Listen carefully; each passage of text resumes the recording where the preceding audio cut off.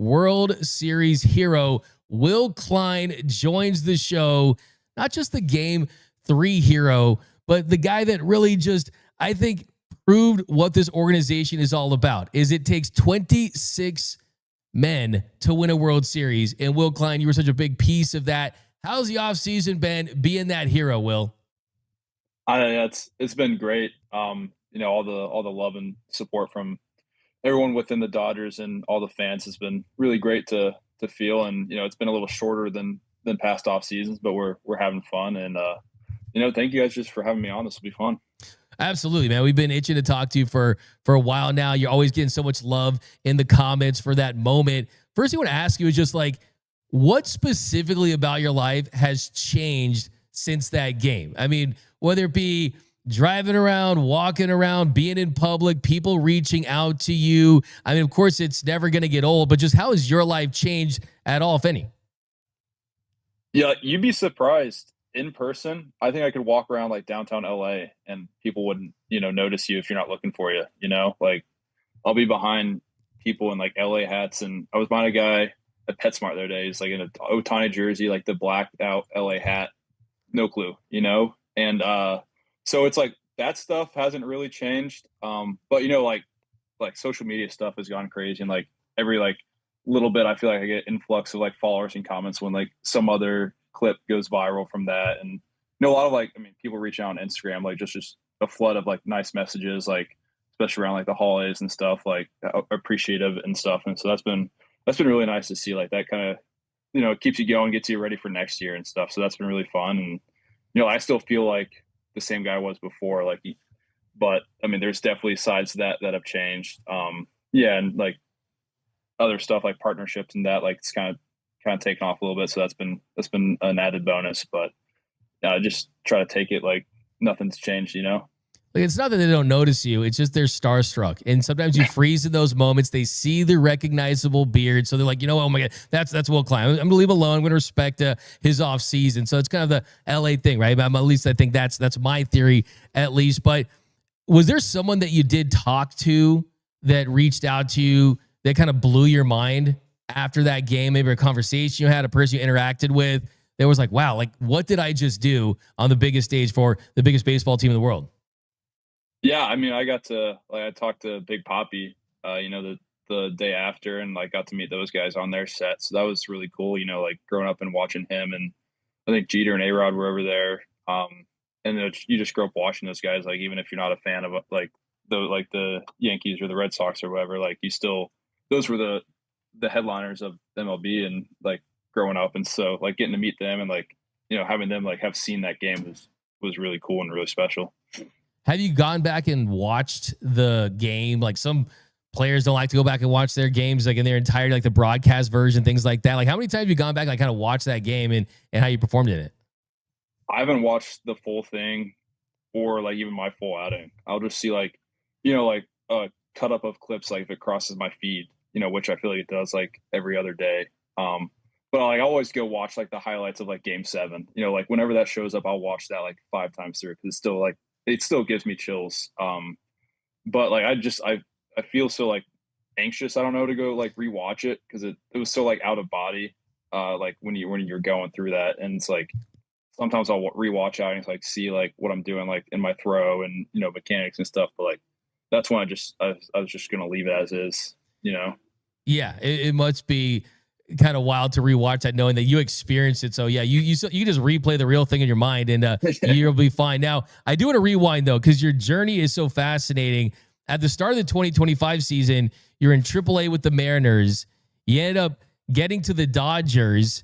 What do you remember from just that transaction and just your reaction to join this organization? How much optimism did that fill you with, knowing the reputation this organization has to identify and develop and optimize talent like you?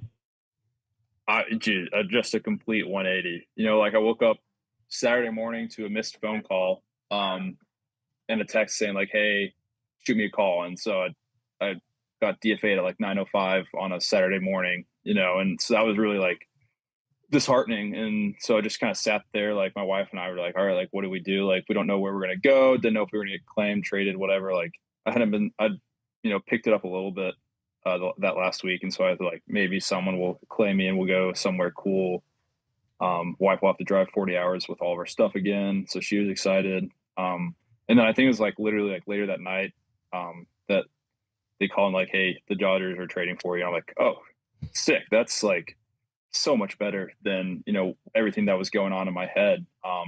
And so like it was such a quick turnaround because like the next day I think I was flying out to LA to like meet them for a day, and then I went to OKC after that. But just to like have that 180 of being in Tacoma, like not really knowing what's going on, and then like getting traded, going to LA, meeting Roberts and that entire staff, and getting to share a locker room with Otani for a day and all those guys, and like just every other legend in that clubhouse was just like, I don't think you could have done much more of a 180 in baseball than that. And so, and then like feeling wanted by another team, like certainly reinstills confidence, but especially when it's the Dodgers. And, when we talked about like what I've been doing, like what the plan was, what they liked, it was just like so much like of stuff that I agreed with and, was excited to try out. And so just, having those conversations with everyone there, like Doc, Pryor, McGinnis, everyone else, it was just like, it kind of reinvigorated me a little bit and, just motivated you to keep going and, getting to see those guys, and you want to be on that team every day. And so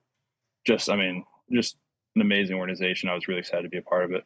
And your players talk about how your minor league numbers aren't necessarily reflective of how your big league numbers would look like, right? Because when you're the big leagues, like you have the adrenaline and things just different. And then you're also working on things at the minor league level.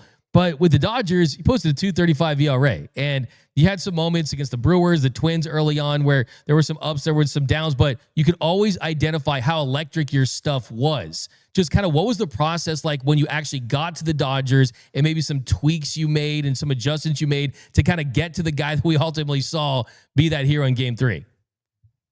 Yeah, one of the big things just from baseball wise was the slider I was throwing wasn't cutting it. It was a different pitch every day, which like it's in the PCL, like in the AAA league there, like it's tough because you go through like different altitudes. So like your stuff will move different each day. And so like if you're trying to throw in Tacoma, which is like sea level, and then you're going to Vegas, which is like 3,000 to 4,000, and then Albuquerque, which is even higher, like it's going to do different stuff. And so it's like hard to get shapes down. And so that was just ping ponging between bad shape and worse shape for me. And so I got there and they're like, all right, let's simplify it. Like, we love your curveball, fastball, obviously, and then cutter like helps with lefties. So like, let's take it to those three and like, let's see what happens. And so I went back down for those like week and like threw well. Like I gave up some runs, but I wasn't, walking a lot of people, which was my biggest thing. And so came up after a couple of weeks there, and we saw some success, but I still like, obviously I had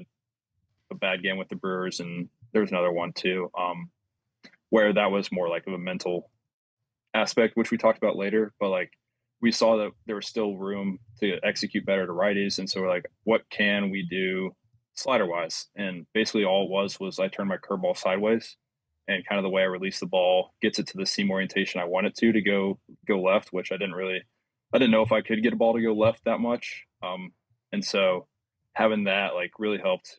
And so when I went back down again, like a lot of that was working on slider or sweeper execution. And so that was a big thing from, baseball ops side, like that I was working on, and, just not walking people, which is always a project. And then, like trusting yourself and like believing in like your ability, like was honestly the biggest thing, especially stepping into that clubhouse with all those guys. And so like, we just talked about, like, you just got to have the conviction every pitch that you're going to go out these guys and you're just going to, see what happens, because you can't control anything after the ball's out of your hand. And so like, I think we talked about it. And then like, I really like the first true test I felt with that was when we went to Boston, and I had two guys on or base loaded or whatever. And, like I was like feeling the conviction, but there were a couple ones where like I got away from me, walked Roman Anthony, whatever. And then, it would have been base loaded with one out. And then like, hey, like Pryor came out like, dude, curveball, be convicted. Like, let's get a double play here and get out of it. First pitch, curveball, double play. And so like just having that conviction of like throwing each pitch, like, you're going to beat them, like make them see what they can do against you, like kind of helped. And so when I came back up again, like that mentality of I'm just going to go right at guys. And then in Game 3, like especially like I was just going to keep going at him no matter like what my stuff was doing by the end there. And so that ended up being like the biggest part, I feel like. Yeah, and I think that your success in the postseason is a great example of how just great raw stuff plays up against the best hitters in the biggest moments.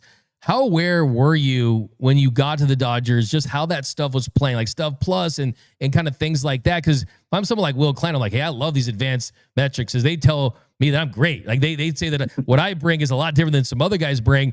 How much of it is like knowing like how good that stuff is? And then, like you said, kind of getting over those mental hurdles or any like mental blocks. And did you feel like you put it all together and that's going to carry over into this season? Yeah, I mean, I sure hope so. Like I really think that last week, like before even the postseason and everything, like I feel like that went really well, and like everything I had been working on kind of came to a head there. And then obviously, like it, came back in the game in the World Series. But yeah, I mean, it's tough to state like one specific thing that really like pushes you over the edge, like stuff wise. But like you don't really like the numbers can say like, oh, this is the best pitch in baseball, but you can't like I never fully believe it until you see how hitters react to it. Because like stuff plus doesn't show you like how well it's going to do in game. It just like predicts it. And so like going out there and then getting the results, and like it's just like it's a snowball. Like it's good pitch, and then you throw it well, and then it gets good results, and then the confidence builds, and it becomes like a better pitch because you trust it more. And so it's just like that really helps. And so like getting good outings up there with those pitches that were only getting better really helped, towards the end there. And just again, like the confidence like aspect of it too, like that definitely plays a role, because if you're throwing a bad fastball with great conviction, it's probably gonna be better than a really good fastball that you're scared to throw. And so like a good fastball with good conviction is even better. And so just getting to that point by the end of the year with, pretty much all my pitches was, a huge part. And, the Dodgers do a great job, like helping guys get there. Yeah, I remember a game. It was, I might not remember this, but it was the Giants game. It's like a Saturday game, and you struck out the side, and you struck out Ramos. And I turned to the guy next to me in the press box, like, dude, Will Klein, postseason roster, let's go. And it was so quick to see that what you were capable of. But I think when you look at what you did in the postseason, it's on a whole nother level. I kind of want to jump back to the process of that. Just those weeks leading up to that. Like, where are you watching games? Who you watching games with? And did you ever in your wildest dreams, when you're watching this run up until that point, think that you would have this big of an impact on this championship? Oh, yeah. The month leading up before it was crazy, because obviously like I got optioned in Seattle like with a couple games left, and so like they told me at that point I wasn't eligible for the first two rounds. So I was like, okay, like that sucks, but obviously like they had other stuff they wanted to see, and the rosters were already expanding, so there was going to be moves anyways. So I like understood it. I wasn't necessarily happy, but it's just what had to happen to get where we ended up getting. And so went down to Stay Hot camp, and that was like basically like we threw one bullpen, one live AB a week on the backfields in Arizona against like we had 5 pitchers there, and I think 3 hitters like Freeland, Oki, Ward, and Ruiz were all there. I think. Hopefully I'm not missing anybody. And so we were just like facing them like a couple times, and then we'd go and throw a bullpen, and then we'd do that again. And so like those kind of blended together, and you're just like trying to stay sane down there. But then like I watched like every game. Like my wife and I sat down and watched it like it was like we were watching a movie every day. Like I was so stressed out, just like because you're hoping like you kind of get a pity ring out of that. If they won and I didn't pitch in the postseason, you still get some sort of ring. And so I was like, that would be really cool, to get to be a part of that a little bit. And so that was, I mean, it was really cool to get to watch those games. Like I was like handled the Reds. The Phillies games were crazy. I think I was jumping out of my seat when they won Game 4 there. Like when that happened, I was like, oh my god. My wife and I was like, and then obviously like Brewers was fun to watch too. But yeah, I was just like I was down in Arizona watching those games with my wife on our couch, with our cats, and then we're like, okay, go to the field and throw again tomorrow. Like there was no like, because I don't know, I think guys had said like no one really ever made it out of Stay Hot camp to go like actually on the roster, because there were still guys that were on the taxi squad in LA and stuff for those. So it's like you were a rung below them. and it kind of accepted it, like pseudo in off season mode here. Like we're just like staying ready in case something crazy happens. And something crazy did happen. We got added, and I thought I didn't even know I was gonna be active. Because we went to throw lives after the Brewers series. Was it Brewers series or whatever? Yeah, Brewers series, and we threw, and like it was good, but it wasn't like I was like, okay, like it's a good one to hang my hat on. Like they saw that at the end of the year. And then like as we were packing up to like go back to the hotel, like someone came and got me in the locker room and was like, hey, do you have your passport? Can you go to Toronto tomorrow? I'm like, yeah, I can absolutely go to Toronto tomorrow. They're like, can you get your wife here tomorrow before we fly out? I'm like, oh my God, let me call her. And so she got all situated. And then, yeah, we flew out, but I still didn't know if I was on the roster. Like we had that day, we had like a fake practice that next day for like optional. And then like a real practice the day following. And like that night, like literally like 11 p.m. the night before, they called me and told me I was on. So I was all kind of just like, playing it by ear, like just happy to be there. And I was like, oh, like reality is setting in. Like this is real. Like you got to go like try to help to win a World Series a little bit. But I didn't. Yeah, I thought Game 1 was going to be my little outing there. Yeah, through my inning. Yeah. By the way, speaking of pity rings, I think Joe Jaquez, he should get a ring too for being included in the deal that brought you to LA. So I know he didn't pitch at the big level. Let's just throw him in one because he's a part of history. But yeah, I mean, in your story, a lot of people don't mention that. Everyone always talks about Game 3, but they don't mention that. I mean, you pitched in Game 1 where they lost that game, and you had one inning, gave up a hit, but gave up no runs. How important do you think it was to just get that experience pitching at the beginning of the World Series, just to kind of mentally prepare you for what you ultimately did in Game 3? I mean, that was huge. Like, I don't know if the same thing happens in Game 3 if I don't get, my feet wet there. Cause I mean, I felt great warming up. Like, all right, like, like this isn't real yet. I'm dreaming. And then the inning ends and like, I'm running out there. I'm like, oh my God, like this is the World Series. Like the score didn't matter at all to me. Like it was just getting to pitch in that. And then, like, I think I yanked my first 2 fastballs and like warming up. I was like, oh God. And then it was like, just like, calm down, like take a breath kind of thing, reset myself on the mound, and then kind of locked in and got there. And then like that totally helped. Like, I mean, I got Springer, I got to face Vladdy, Barger and IKF, like I got to face the top of the lineup. And that, so like getting through that with, a single and no runs and nothing else, like that certainly instilled some confidence for Game 3, like knowing I could go against like their top guys. So it ended up like paving the way for that. But without that, who knows? Like that, I was definitely nervous stepping out there, and so that could have made things interesting. But I think a lot of people forget that one though. I see that sometimes. Like, no, I pitched twice. Yeah, go look at his game log. Okay, I mean, let's not forget. I mean, that's got to be big considering what Vladimir Guerrero Jr. was doing that postseason, just to get him to fly out there after you giving up that single to Barge, and then you get IKF to fly out. Hey man, it's like, hey, I'm here. I'm at the World Series. I belong on this stage. Like how much of that has been a part of your year is not even just the World Series, but like the Dodgers clubhouse, and you look around, it's Clayton Kershaw, it's Yamamoto, it's Tanner Scott, it's like Blake Snell, it's like all these high price guys, and then these up and coming guys. Like how much of that to you is just like, hey, like I belong here with these guys because of my talent, how good I am?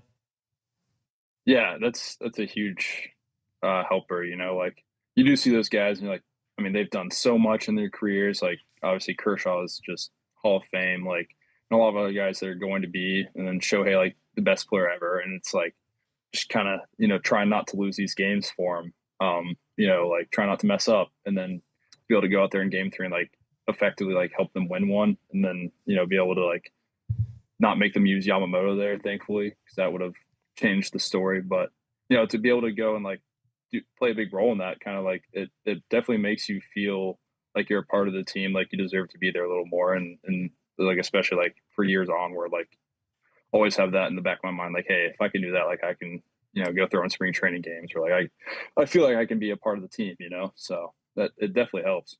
Yeah, it's got to feel pretty cool that you are linked with Kershaw really forever, because Kersh comes in the 12th inning. It's a bases loaded situation. He gets Lucas to ground to section, that great flip by Tommy Edman.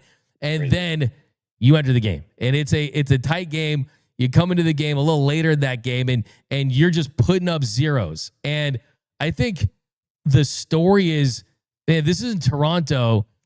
Do we have the 10th man, which was Dodger Stadium? Like, how big was that to have 50,000 Dodgers fans have your back? It felt like you were out there together getting this thing done. Dude, that was huge. I don't know if I could have, done that without him.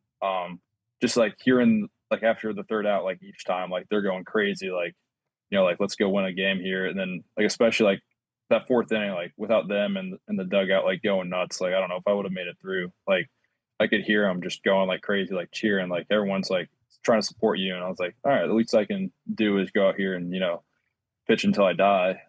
And so effectively, and like, especially with that last pitch, like 3-2, those guys, like two guys on second and third, and basically like last pitch of the game there.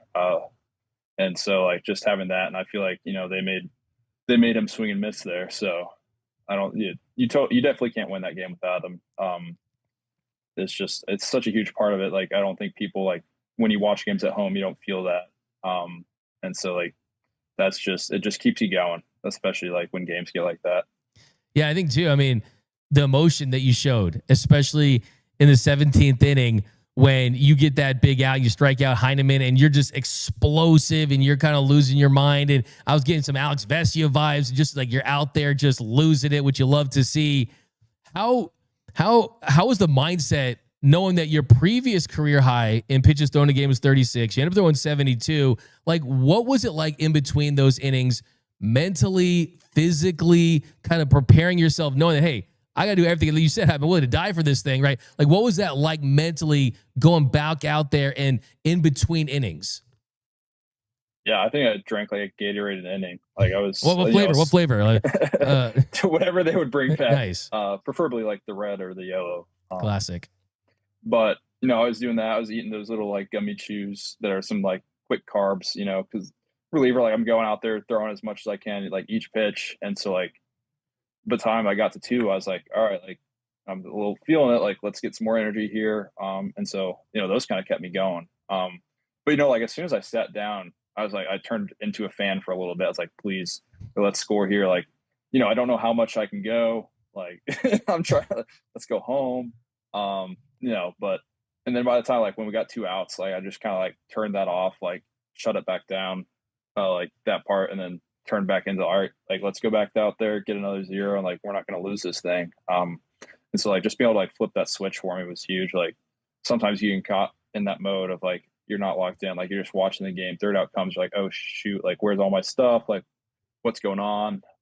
So I was like really trying to be locked in to like turn it back on, to go back out there and find it again. And just, like, having the fans, like, when you go back out there, like, on your side, like, certainly help in those situations, Yeah, I went down, I was sitting with the fans, and it was the most exciting thing at Dodger Stadium this year, right? Because, I mean, game 6 and 7, those are on the road. So you think of what happened at home, that was having the fan base behind you. Were you aware of Yamamoto and going to Dave Roberts and then walking by Roki Sasaki, and then Roki Sasaki looks like, are you for real? And all of a sudden, Yamamoto just emerges in that Dodgers bullpen. Like, I know you're completely locked in that situation, but like, how aware were you that, hey, if Freddie doesn't hit this bomb, it's going to be Yamamoto potentially extending this game? I had no idea until I came in after the 4th inning, and like Doc shook my hand, like, said, you're done. I'm like, well, who's going in? Because I know it's not Kike, because Kike is, been pulled from the game, I thought. And then I was like, if it's Miggy, that's crazy. Like, we're just like first World Series game ever with like position players facing off, and so, and then so I was like, I asked Mark, like, who is it? And he's like, Yama. I'm like, no way. Like, this guy's one day removed from, throwing a complete game. This guy's a psycho. And, like, no one knows what would have happened if he threw then. Like, would he have gone and started game 6? Would he have been able to come back out for game 7? Like, that's just, yeah, who knows, like, what would happen. So it was like perfect for Freddie to go do that. But then I saw the video of Roki after. Like, that was so funny. Are you serious? Like, yeah, it's the best. He's just like completely mind blown by that. And yeah, I think that's kind of one of those things where you look at what you did that game, you didn't just help them win a game, you helped them win a series. And you were in game 7 in a way. I mean, there's got to be a part of you that sees what Yamamoto did in game 6 and sees what Yamamoto did in game 7. It's like, hey, like I played a role in this in some capacity. And you got to take a lot of pride for that. But also, do want to ask you some specific stuff about Yamamoto, because it's one thing for all of us out there, fans, media members, journalists, whatever, to say, man, that's so impressive to go on 0 days rest and do what Yamamoto did. But from someone like yourself that goes from 36 pitches to 72 pitches and your arms got to feel tired, just how can you describe as a pitcher who pitched in that series what Yamamoto did in game 6 and game 7? Dude, I don't even know if you can. You know, like, it's just, well, him being willing to go out a day removed from the world, like the complete game for game 3, kind of like put that in the back of your mind, like, this guy's kind of a psycho. You know, and he had a great finish to the year, like a couple like almost no hitters or whatever. And you're like, all right, like I guess, you know, like there's like a different way they go about like practicing and pitching in Japan. Like you see stories from the Koshien of guys throwing like 100 pitches on back-to-back, even back-to-back days. And you're like, all right, like I don't know how that translates here. Like when he's been, you know, on this 5 or 6 man or 4 man rotation for however long he has been, like I'm sure some of that might play a role, but you know, never thought he'd go like start and then come out of there. And so game 6, like he went 6 innings, like threw great. Like, all right, like good job. Like wait, like rest your hat on that for, you know, the World Series. Like we've got a bunch of other guys for tomorrow. And then we went through like every other starter we had and Robo, and he's just like down there, like tossing. And we're like, what is he doing down here? Like we knew like we were as like all hands on deck, but obviously like the 9 and then the 6 and, you know, even being in the bullpen in game 3, like he was throwing then. So like, that's a little bit too. And so you're like, there's no way he can actually go in. And then he like starts like ripping him full speed and like, oh my God, like, Yeah. this is actually happening. And, you know, he goes out there and you do it. But like, if you see like his routine, like day to day, like he does the same thing every day. Like he's doing all of his mobility for hours and hours before games, before starts, like the javelins, like the little handballs that he throws, like everything is in preparation for like those kinds of moments. And so like, I don't think it really surprises you when you see like every like piece of work he puts in like throughout the year, like day to day. And, you know, that kind of builds like throughout the year. But just as like a fan of baseball, like I was just absolutely amazed and stunned by the fact that his arm's still attached, and to like how gutsy that is to put yourself in that situation. Did you have any conversations with him? Did you guys say anything to each other at any point, like during the whole World Series? I think I told him I loved him a bunch after game 7. But you know, like, I mean, he's so nice, dude. He's just the greatest. And so just to be able to witness that with my own 2 eyes was really special. Do you remember what was going through your mind in game 7 when it could have been Kersh? I mean, there's a lot of talk who's gonna go and be used in that game. Just kind of remember where you were and just kind of how you experienced that final out. Yeah, I was like that entire game, I was trying to find some position I was sitting that would bring us continuous like luck and good fortune. And so like every time something bad happened, I would change my seat. And then every time like something good happened, like I would just like, all right, stay here as long as possible, like where I'm sitting or what I'm doing or like what I'm drinking, you know, stuff like that. I was trying to find something that I feel like I could play a role. That's awesome. And so I was just like trying to like sit in the same spot for that entire like last inning, like don't move, don't blink, like don't have this be on you because you didn't sit the same way, you know? And so then like that ground ball gets hit and we're all like, oh my God, oh my God, oh my God. And then like you do that and we just start running. And then like Kershaw's still there throwing because he thought he might be in the game and he didn't even realize it was over. So that was a little added bonus. But I don't think I've been more nervous in my entire life. Like I was just sitting there like gripping the wall, like shaking, but my fingerprints are like still in the wall because of how hard I was, you know, squeezing the railing. But it was just like an out of body, like I don't even know how to describe it. It was the coolest moment of my life. One of the best World Series we've ever seen. You mentioned Kershaw a couple of times. What will you take away from your experience with him? Any conversations, any advice? I mean, what will you take away from just watching him go about his business? Because I think that a lot of people see the work ethic that he has, but I mean, he seems like just the greatest teammate. I mean, he's talking to everyone. He's a funny guy that, I mean, I don't think people realize like his sense of humor. That's why I think he'd be great in broadcasting. But what will you remember most from being his teammate? I mean, yeah, just like how much fun he has, and how like even in year, what was it, 17, 18, of being on the show, like he still like appreciates every day. And just like in the weight room and like other stuff like outside of the game, like just the work he was still putting into like to keep going and to stay in the shape he did and like to have the year. Like, he still had a great year, like Yeah. it was crazy for him to go out like that and just to see like him hit some milestones. Like I think he shed a tear when he got 3,000. Just getting to be there for that was like what I thought was the coolest moment of my life. Because like as a baseball fan, like that's a special club, and so to be able to be on the same team and like get to experience that and celebrate that after was really cool. But just like how he goes about it and doesn't make it bigger than it is. 'Cause that's the hardest part is letting the moment get ahead of you, and so just be able to kind of take in how he goes about his day and appreciates baseball was cool. And then when he came down to the bullpen, it was funny because he hadn't done that a whole lot, and so just seeing like him trying to find like what worked for him down there was cool. And then when he first got moved to the bullpen in Arizona, I actually got to play catch with him. So I was the most terrified I'd ever been playing catch. So I was trying not to kill him the whole time. But that was really fun. And so just little moments like that, like just really make you appreciate the guy. Yeah, Luigi pointed that out. I mean, I don't think he gets enough credit for having a really, really good year. Andre Ether was on the show saying he saved the season, making 22 starts and appearing in as many games and the injuries that the rotation was dealing with to be able to hold it down. And yeah, in the postseason, just having him around and doing anything he can to help the team win. Now, there was that one moment during the game. I mean, that's what was so great about this series is like there was so many big moments and both teams just throwing everything at each other to try to win.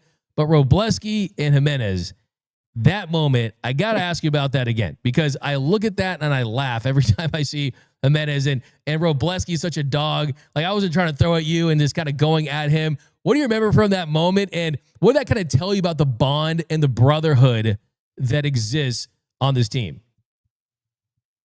Dude, that was so funny because I was just sitting there. I was like, there's no way we're going to clear benches in game 7 of the World You did. Series. You did. I was like, what are we doing? And then like that happens and benches start clearing and Sheehan are like, should we go out there? And then we saw their guys start going and we're like, oh gosh. And we like sprinted down the stairs and like took off out there and like, I don't know, I've ran faster in my life. And then by the time bullpens get out there, it's like everything's done. We're like, but like obviously Robo's not trying to hit people. You pitch in, like especially to same-handed guys because it makes them uncomfortable. And when guys like kind of dive over the plate with their hands, which a lot of like hitters do, like it's like up and in's going to get you on the hand when you start your swing early or on guys that throw hard. And so obviously like he kind of threw his hands out a little bit and got hit. But if you're going to like, you can't like yell at someone. Obviously it looks a little like worse because he went up like a couple of times, but I don't think in game 7 of the World Series anyone's trying to hit anybody, but whatever. It was really funny because you get out there and like they're yelling at each other and like you got guys like separating Robo from Jimenez, and then out of nowhere like people start yelling at the outfield and I'm like, what's going on over there? And then Hoffman had come in and was like also yelling at Robleski, and then we got guys yelling back at Hoffman, and I was just like sitting there like this is just, it was just like kind of funny that this is happening like in games in the World Series. Like I just got here, like this is, I thought it was kind of funny.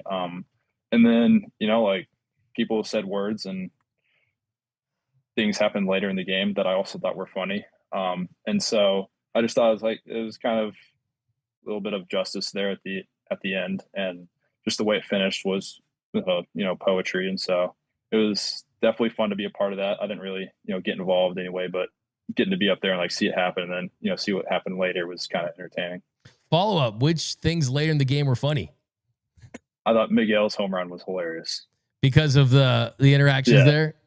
Yeah, I saw the breakdown of it after too. I didn't realize like he was yelling at Robo. I thought he was yelling at Miggy for a second, but Miggy was just, backing him up. And like that's what happens when bench is clear. Like someone gets mad, other guys get mad at that guy, and then everyone's mad now. And so I just thought like I remember thinking like when he went up, like, oh, like Hoffman was yelling at Miggy, Miggy's gonna go do something cool here. And then like that's amazing. Like you can never tell me that did not impact that home run, right? Like there's had to be like, even if like a small spark, like maybe if you're just putting your subconscious back there and your eyes kind of light up, and then it's just like you said, poetry. It's so fitting that that's kind of what happened there.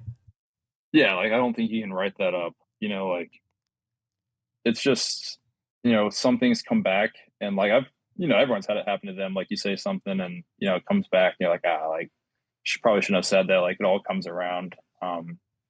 And like it was just like he at the moment, like everyone's like mad at each other. But I just thought like when I was watching it, like those two that were like yelling at each other for that moment to have happened later, like I thought that was just like it was it was poetry there. And just like I was sitting there like thinking like there's no way like after what happened, like he's got to do something. And then I didn't think it was gonna be a 3-2, 1 out game time home run in the top of the ninth inning. But I thought he was gonna like make another cool play or something.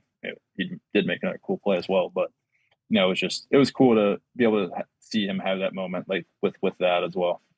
Yeah, like what was the reaction like in the bullpen when he hit that home run, and just kind of, do you remember what was going through your mind when he did that? I couldn't believe it. I know everyone else couldn't believe it. I know Kershaw goes, "Oh my God, did we do it?" And so it's like no one really believed what was happening. Because everyone like we have Otani up next, and so like you got to protect that a little bit. Like you're trying to stay in zone there because you don't want to let Otani, bring him in or take the lead with the home run or anything. And so it looked like he was sitting on that slider, and he just went and got it. And we're like, "Oh my God!" Like we had to make sure like we saw it land in the bullpen, or like the guy that caught it. Like we had to make sure we saw it actually go over the fence before we started celebrating. But like it was just like the whole bullpen was like, "Oh my God, we did it, we did it." And like when that happened, you felt like we were going to win the game, And so it was just such a relief because we had been like fighting back. Like it was 3-0, then 3-1, then 2-3, but then they scored and made it 2-4, and then you're sitting like oh, like that was our chance. Like we were pulling it back, and then Muncy goes and hits that home run. And we're like, oh, like that's interesting, And it was a tank that was off like the sign that said like ready for October or ready for November baseball or whatever. I thought that was funny. And they were like, oh, like that, that could make this closer. Like we've like 95% of our home runs in the postseason were solo shots. So you're like, okay, like just one more of those and we're good. And so like without that home run, we don't get that moment. But yeah, when when that happened, I'm like, oh my God, like we all felt like we just won. And we had to sit there nervous for like 3 more innings. That's the thing. I mean, you hit the home run, like, oh wait, now Will Smith's gonna hit a home run, and then Miguel Rojas has to make an incredible play to make IKF not score, and that there's just play after play, and then the double play, Kirk Mookie gets the job done. You guys are World Series champions. I want to know about the post World Series locker room party action. Like how incredible! I've obviously I've been in some of those, but I've never like been you guys with the goggles, drinking the beers, and all this cool stuff. Like how much did that live up to the hype for you as just far as like the joy doing this thing with your friends and your brothers out there, winning a championship in the style and the fashion you did? Just what do you remember from the locker room celebration? I remember really like Kershaw, just talking and like how appreciative he was, like, and thankful like for everything, like, and just like what a good way to have a guy go out like back to back World Series, like greatest.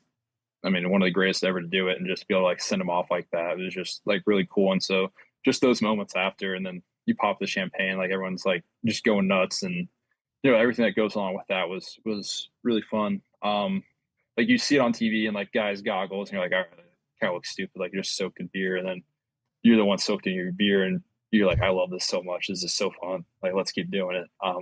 And so it was great. And then just it's about like be able to celebrate like with the guys you did it with, and like that's the biggest part of it, like doing it with each other and like for each other. Like that's just it's so special, like especially when you have like a good group of dudes like that. And so that's like the moments I'll take away from that. Who partied the hardest? Oh man, I don't even remember. I think there are a couple candidates. I know. Yeah, I don't. Dude, after that, I think everyone partied as hard as they could. Everyone's at a 10. Everyone's at a 10. I love it. Now Maybe, you kind of talk about that, like winning with your brothers and having a special purpose, special meaning. You had players wearing 51 on their hats for Alex Vestia and everything that he's been through, and he's so beloved by Dodgers fans. Like how much of that kind of played a role into just, hey, let's go out there, let's win this championship, and just how much was he in your guys' thoughts during this run?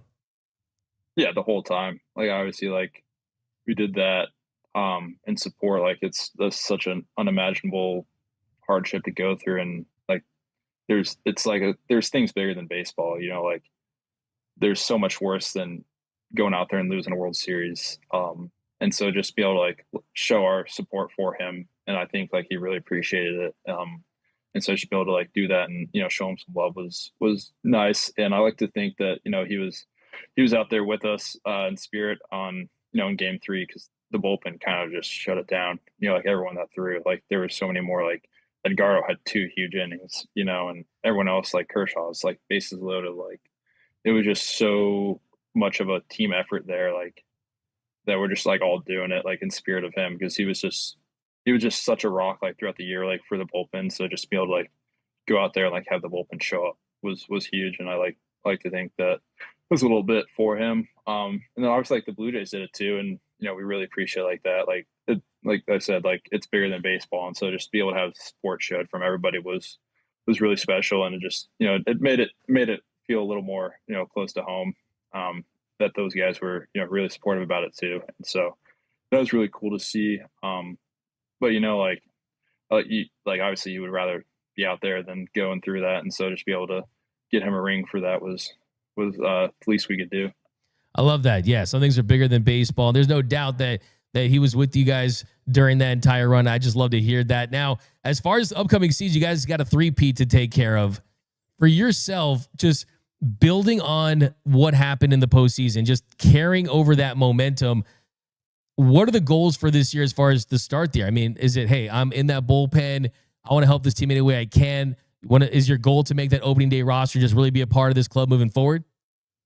Yeah, 100%. I think that's the goal every year. Like, what have you done for me lately? Like, pitching in that game doesn't automatically mean I'm going to go, make the team. Like you still have to come show up the next year and earn your spot. Like anybody else. And so, like that's the plan. You're going to show up, work your butt off, go, pitch as well as you can, and hopefully find a spot. And like just using that momentum's huge, and so just be able to work off that, and then just hone into execution, especially to righties, has been a big thing. And just hopefully if I can bring that all together and keep pitching like that, like hopefully like build a spot for myself. But like it's again like you just got to keep earning it every day, and like nothing's given. And so just showing up with that attitude, and that's how I've taken this off season. Like I want to go earn a new spot and be a part of the team again, because it's just it's so fun.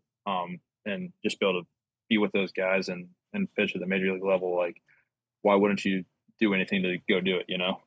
Is there anything specifically maybe you've focused on the offseason? You guys are always working on things, tweaking things. Is there anything you kind of focus on this offseason that you're hoping will help you even improve next season? Yeah, like I can certainly get better at my execution to righties. Like that's who I struggled with more, surprisingly, just because the sweeper was new at the end. And so just honing that in, keeping that more in zone, being able to go in, like I think I did a much better job of that, like in the World Series, which is, funny time to work on that. But like that was a huge part, being able to go in, because it kind of sometimes you can tell like guys will just eliminate the inner half and just sit away, like if that's where you are like 80% of the time. And so just be able to have that and then go away and then go up like with the fastball, and then add in the sweeper there too, that add something going away from them. And so like that was a big thing. And then just continuing to smooth out your like motion. Like the more you throw, the more you get in tune with yourself, and then the better the more you can tell where the ball, like, it doesn't sound right, the more you can tell where the ball is going to go. Because like if you're releasing it like even like half of a centimeter like more the same each time, like the result's going to be closer. And then just the more you throw, the more that kind of comes together. And so just getting better at the little things really like kind of helps there. Yeah, it almost feels like when you join the Dodgers, you go to the pitching lab and they open this briefcase and like, there's the sweeper, there's the slider, there's a bullet slider. You're going to throw this one or that. We're going to stop throwing this one. You're going to do this, that. Is that kind of the big change for you? This implementing and incorporating that sweeper more? You threw it last year 14 times in the regular season through four-seam, curveball, and cutter. You anticipate more sweeper, and do you think that's kind of one of the big keys to kind of leveling up? Yeah, that really helps, especially with righties, to just be able to like have an off season with that, where I'm like really like finding release points and stuff. Because adding a new pitch in season, like it's tough, because like you can throw like your touch and feels before the game, but like your only real like work is like in game, especially if you're throwing like every other day. And so getting time to like just practice it is hard to find. And so Yeah, just having that because that just goes off like the inside fastball so well and just kind of gets guys going away. Whereas I can get the curveball like up and down, and so just adds something else that plays better to righties. Whereas like if the curveball plays better to lefties because it's north south, and sometimes I'll yank it to righties where I can really just throw the sweeper like at a righty and it'll kind of end up where I want it to, like down and away.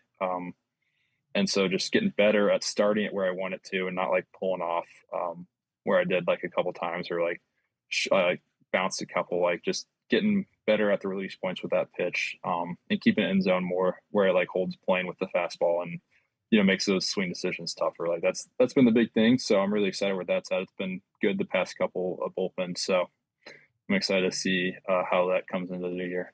Yeah, righties, watch out. We're already giving too much of your sauce away, so we won't go too deeper into it. They're gonna give all your secrets of your pitch mix and things like that. Looking forward to pitching with Edwin Diaz. Yeah, I'm so excited. I've only heard good things too. Yeah. I was talking Seawald Trains, and he's saying how like good of a dude he is, and no one's ever had anything bad to say, and so that's a huge part too. Like, dude's an electric pitcher. Like, obviously, no one's gonna argue that. But guys that come in and fit into the clubhouse and are just like good dudes, like that's what you really want. And so it's exciting to hear like how great he is on that side. And dude, he just throws so hard. It's so sick. Yeah, no, he's nasty, and that place is going to be jumping. I mean, you got Shohei and Mookie and Yamamoto and Freddie, and then Edwin Diaz closing out games. It's going to be a party at Dodger Stadium all season long. All right, Will, before we get out of here, we got some fan questions. It's Ask a Big Leaguer. God. Oh, there's your cat. There we go. Oh, he just climbed up my back. Oh, nice. God. That's gotta it hurts so bad. Hey, what's up? We got a Dodger. We got the cat. This is gonna be the rally cat, man. We got the rally cat all season for sure. I love it. This is the Dodgers' new mascot. We had a coyote at Dodger Stadium over the weekend. Now we got a cat on the Will Klein. How does a coyote get into the stadium? My fear was it was looking for decoy. I was like, get that guy out of here. No.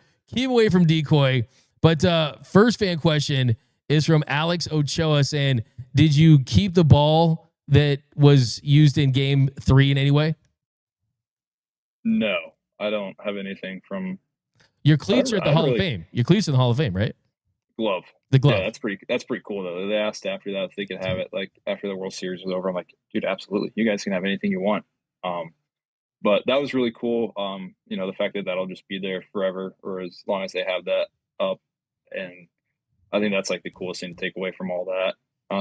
I should have. Retrospectively, I should have absolutely kept something from game 3. I was just so excited we won the game, though.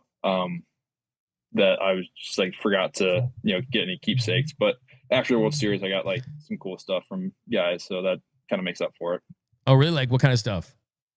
I just got like team signed ball and got like some other people to sign them. It's like it's cool to have those as little memorabilias and like jersey and stuff. So just all little like things from the World Series. You get the World Series ring, man. Diamonds are forever, right? It's the most important thing. Yeah. That's going to be the best thing. Okay.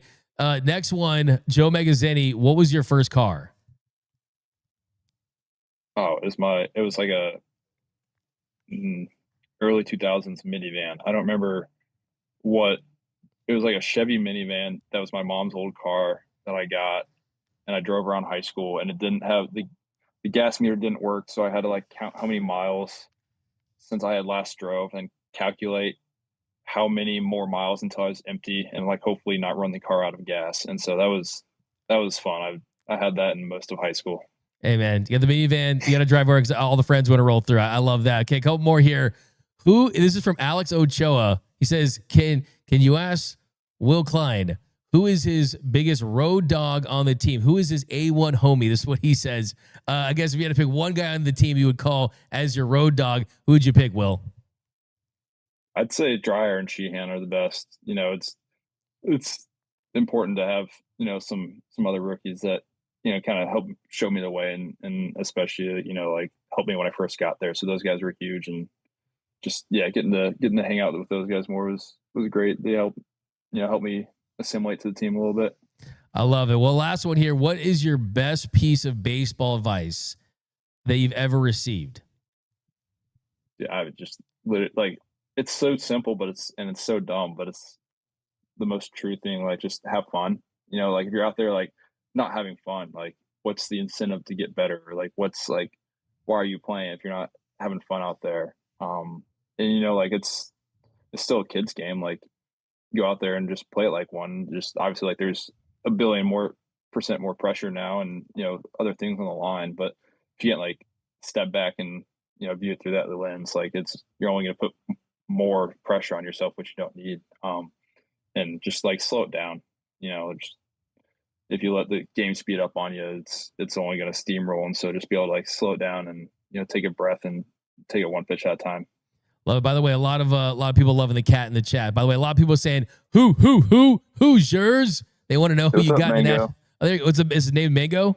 Yeah, his name's Mango. He Mango. really loves shoulders. So I thought I had shut our door so he couldn't get in. But he'll just like climb up your back with claws and no regard for your safety. I love it. Okay, this last one from Daniel Cesar. What are you thinking about in terms of your walk-up song coming out of the bullpen this year? He says, good luck this year. You're forever a Dodgers legend. Any changes to your walkout song this year, Will? So the past couple, well, it originally was Do You Want to Taste It from Wigwam because I really like Peacemaker, and I thought that was funny, like in Double A and stuff.